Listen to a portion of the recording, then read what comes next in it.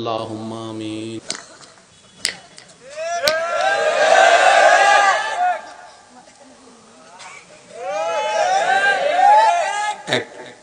এটা আমি আমার দোষের কথা বলছি। আল্লাহ আমার এটা দাও, ওইটা দাও, ওইটা দাও, ওইটা দাও, ওইটা দাও, ওইটা দাও, আইফোন দাও, একটা হোন্ডা দাও, আল্লাহ আল্লাহ একটা বিশা দাও, আল্লাহ আল্লাহ একটা জায়গা কিনে দাও, আল্লাহ আল্লাহ আল্লাহ এটা দাও, এটা দাও, এটা দাও, এটা দাও, এটা দাও, এটা দাও, এটা দাও, এটা দাও, লিস্টে পড়ে গেছে। দরখাস্তের আগাও নাই, আপনি না মনে করতেছেন সেটা দোয়া। বান্দা কি চাস, চুপ করে বসে রয়েছে যে।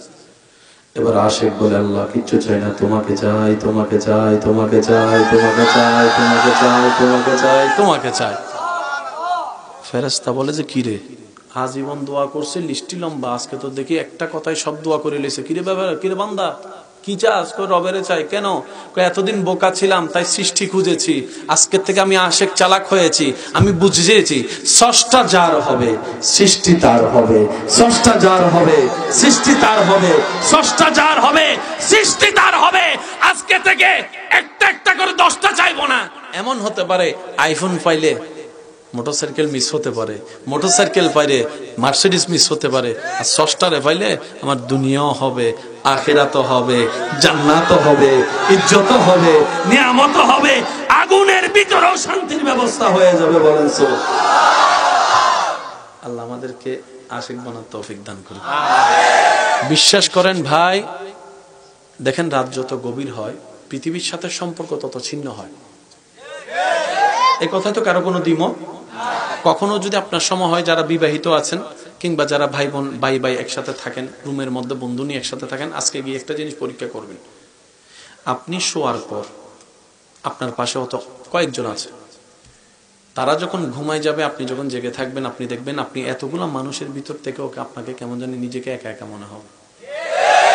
যারা স্বামী স্ত্রী আছেন একটু খেয়াল করবেন, আপনার স্বামী ঘুমাচ্ছে, আপনি জেগে আছেন, দেখবেন পুরা রুমে আপনার নিজের একাই মনে হবে।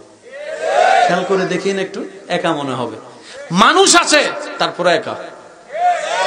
আওয়াজ দিয়ে বলেন না ঠিক কিনা? পৃথিবীর সাথে সম্পর্ক ছিন্ন হয়, আর রাত যত গভীর হয় বান্দার সাথে আল্লাহর রহমত তত।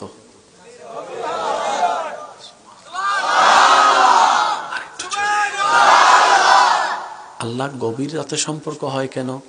রব বলে যে সারাদিন তো দুনিয়া নিয়ে ব্যস্ত থাকিস, আমার কথা তোর মনেও পড়ে না। মুয়াজ্জিনকে দিয়ে তোকে স্মরণ করে দিচ্ছি নামাজের টাইম, সেটাও তোর মনে থাকে না। আমি গভীর রাতে আসি, আমি গভীর রাতে ডাকতে থাকি, কে আছো অভাবী? আমি রবকে একবার বলো, আমি রব তোর অভাব দূর করে দিতে রাজি আছি। সুবহানাল্লাহ। কে আছিস আমার বান্দার ভিতরে যার শরীরে অনেক রোগ, অনেক বড় রোগ, ডাক্তার বলছে বাঁচা সম্ভবপর নয়, ডাক্তার বলছে চিকিৎসা আমাদের পক্ষে সিলিন্ডার সম্ভব নয়। কে আছিস অসুস্থ? বল না একবার আমাকে, বল না একবার আমাকে, বল না। আমি আল্লাহ কাছে যদি তোর বলাটা পছন্দ হয়, তোর ডাকটা পছন্দ হয়, তোর আকুতিটা পছন্দ হয়, হয়তো তোকে সুস্থতা দান করব এমন ভাবে, নতুন ভাবে, যেন তোর আগের রক্তের চাইতে বর্তমান রক্তটা আরো কল্যাণের হয়। সুবহানাল্লাহ। আগের শক্তির চাইতে বর্তমান শক্তিটা যেন আরো কল্যাণের হয়। আর যদি আমি আল্লাহ সেটা তোর মতের কল্যাণ না দেখি এটা দেওয়াটা, তাহলে তোর এই দোয়াটা আমি হাসরের ময়দানের জন্য জমা করে রাখবো, তোকে জাহান্নামী থেকে জান্নাতি বানানোর রাস্তা করে দেওয়ার জন্য। সুবহানাল্লাহ। আল্লাহ ও গো আল্লাহ, ক্ষমা করে দাও, মাফ। মাশাআল্লাহ, আর একটু হৃদয় থেকে আল্লাহ।